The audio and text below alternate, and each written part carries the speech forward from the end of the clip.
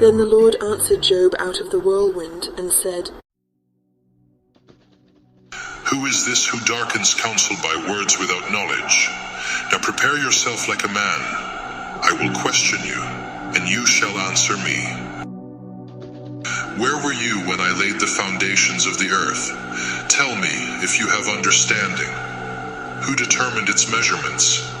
Surely you know. Or who stretched the line upon it? To what were its foundations fastened? Or who laid its cornerstone when the morning stars sang together, and all the sons of God shouted for joy? Or who shut in the sea with doors when it burst forth and issued from the womb? When I made the clouds its garment and thick darkness its swaddling band? When I fixed my limit for it and set bars and doors? When I said, this far you may come, but no farther, and here your proud waves must stop? Have you commanded the morning since your days began, and caused the dawn to know its place, that it might take hold of the ends of the earth, and the wicked be shaken out of it? It takes on form like clay under a seal, and stands out like a garment. From the wicked their light is withheld, and the upraised arm is broken. Have you entered the springs of the sea? Or have you walked in search of the depths? Have the gates of death been revealed to you? Or have you seen the doors of the shadow of death? Have you comprehended the breadth of the earth? Tell me, if you know all this. Where is the way to the dwelling of light?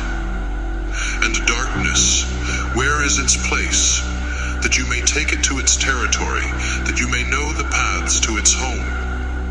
Do you know it because you were born then, or because the number of your days is great?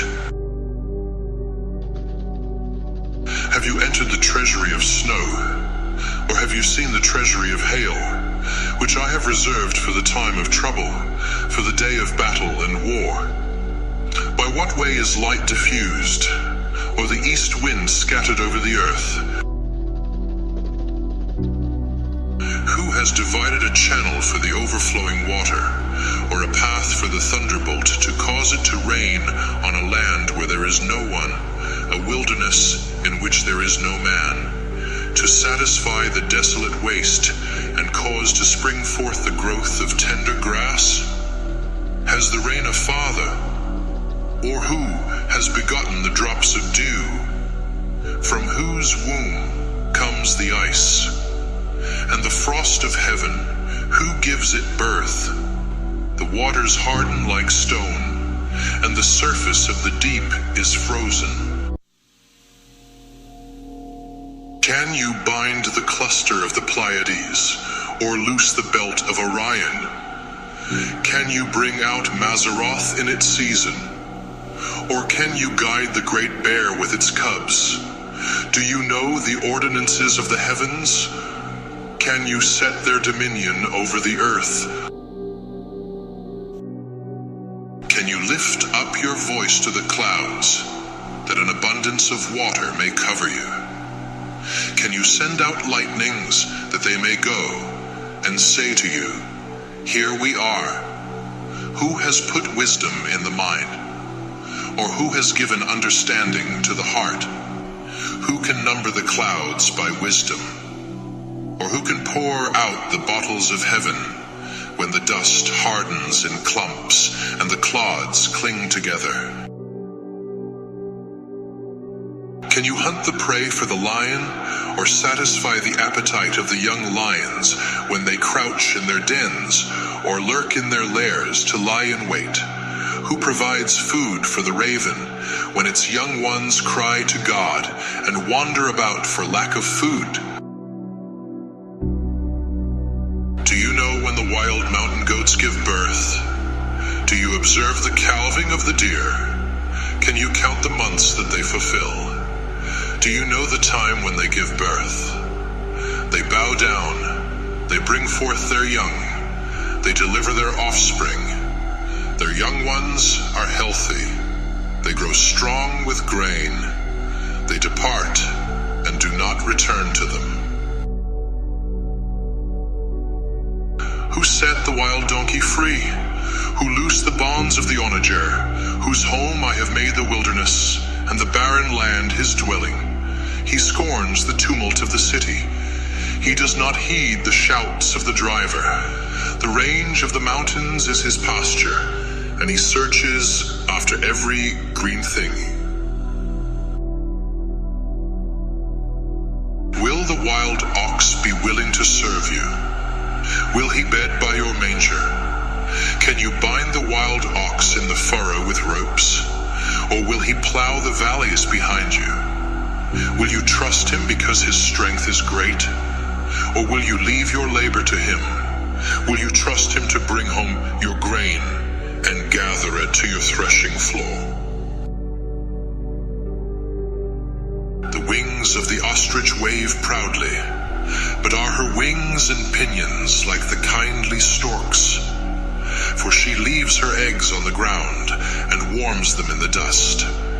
She forgets that a foot may crush them, or that a wild beast may break them. She treats her young harshly, as though they were not hers.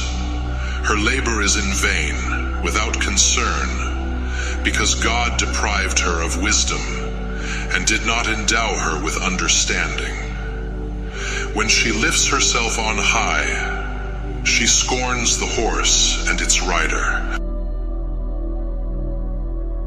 Have you given the horse strength? Have you clothed his neck with thunder? Can you frighten him like a locust? His majestic snorting strikes terror. He paws in the valley and rejoices in his strength. He gallops into the clash of arms. He mocks at fear and is not frightened, nor does he turn back from the sword. The quiver rattles against him, the glittering spear and javelin. He devours the distance with fierceness and rage, nor does he come to a halt, because the trumpet has sounded. At the blast of the trumpet, he says, "Aha!" He smells the battle from afar, the thunder of captains and shouting. Does the hawk fly by your wisdom and spread its wings toward the south? Does the eagle mount up at your command and make its nest on high? On the rock it dwells and resides, on the crag of the rock and the stronghold. From there it spies out the prey. Its eyes observe from afar. Its young ones suck up blood, and where the slain are, there it is. Moreover, the Lord answered Job and said, Shall he that contends with the Almighty instruct him? He that reproves God, let him answer it. Then Job answered the Lord and said, Behold, I am vile. What shall I answer you? I lay my hand over my mouth. Once I have spoken, but I will not answer. Yes, twice, but I will proceed no further. Then the Lord answered Job out of the whirlwind and said, Now prepare yourself like a man. I will question you, and then you shall answer me. Would you indeed annul my judgment? Would you condemn me that you may be justified? Have you an arm like God?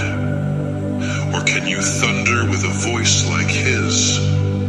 Then adorn yourself with majesty and splendor, and array yourself with glory and beauty. Disperse the rage of your wrath. Look on everyone who is proud and humble him. Look on everyone who is proud and bring him low. Tread down the wicked in their place. Hide them in the dust together. Bind their faces in hidden darkness. Then I will also confess to you that your own right hand can save you. Look now at the Behemoth, which I made along with you. He eats grass like an ox. See now, his strength is in his hips, and his power is in his stomach muscles. He moves his tail like a cedar. The sinews of his thighs are tightly knit. His bones are like beams bronze, his ribs like bars of iron. He is the first of the ways of God. Only he who made him can bring near his sword.